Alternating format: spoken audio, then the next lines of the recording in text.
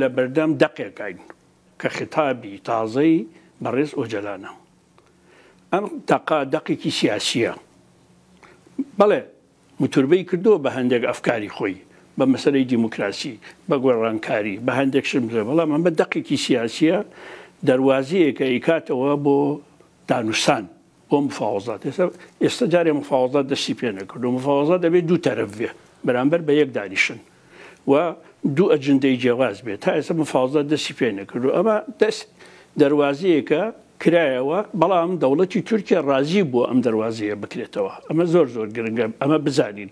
یەکەمین جارە دەوڵەتی تورکیا لە هاتنی کەمال ئاتاتورکەوە تا ئێستای جەنابی ئەردۆغان یەکەمین جارە بە ناوی کورد، نوێنەری کورد، یەکێک لە سەرکردیارەکانی کورد ڕێگە ئەدان پەیام بڵاو بکاتەوە، وەفدی دەمپارتی هاتوچۆ بکە، قسە لەگەڵ هەمولای بکە.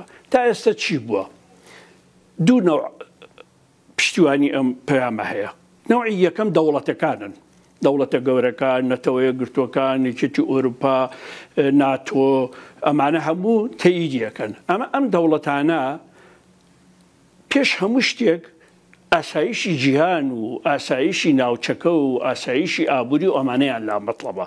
تا ئێستا لەم دەوڵەتانە هیچیان ستراتیژی چارەسەری دیموکراسی کێشەی نەتەوەیەکی کورد نابینم تا ئەم دەقیقەیە. ئەمە یەک. باقیەکەی ڕێعامی خۆمانە، ڕێعامی خۆمان بە دوو جۆرە خوێنمەوە. هەموو حیزبە کوردستانیەکان، هەموو حیزبە کوردستانیەکان تاکتاکی نەبێ پشتیوانی ئەم بانگاوازەیان کرد. ئەمە گرنگە.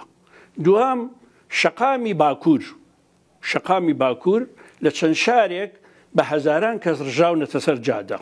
ئەمە یعنی چی؟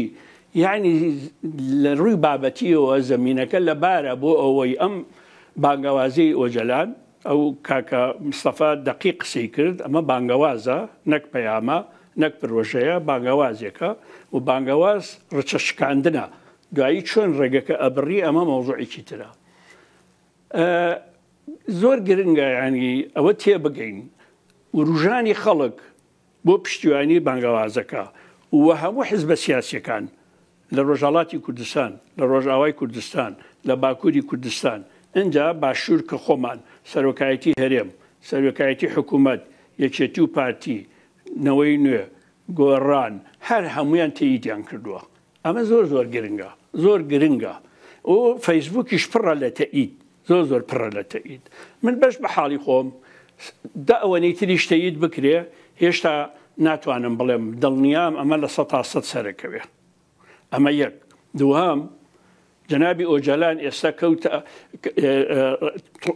ئەرکەکەی بە جوانی دیاری کردووە و ئامادەیە باقیەکەیشی لەسەری بەردەوام بێ. ڕێک بۆ باڵەکەی خستوتە سەر جەنابی سەرۆکۆماری تورکیا و حیزبەکانی تورکیا. یعنی نابێ جەنابی ئەردۆغان ئەم جارەیان وەکو 93، وەکو 99، وەکو 2000، وەکو 2003 سەیری ئەم پرۆسەیە بکە. نابێ وا سەیریکە. چکە خۆیشی پێم وابێ ئەمە شەشەمین جارە باسی ئاشتیەکە، باسی ئەوە کاڵە 40 ساڵ ئێمە ماندوو بین. هەزاران کەسمان بە قوربانی داوە و ئیتر کۆتە ئەمڕۆژ قسەی کرد.